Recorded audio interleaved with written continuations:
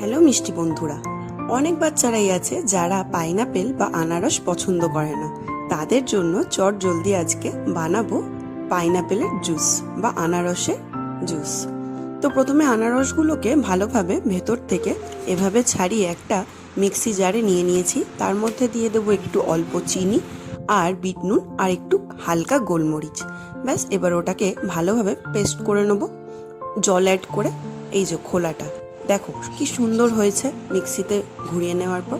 তারপর আর কি, ওই জুসটা যখন হয়ে যাবে ওই পাইনাপেলের মধ্যেই সার্ভ করব আমরা, অল্প একটু ওপর থেকে বিট লবণ ছড়িয়ে। তো অঙ্কিতকে আজকে আমরা খেতে দিয়েছিলাম, ও তো খেয়ে বললো দারুণ হয়েছে কাকিমণি।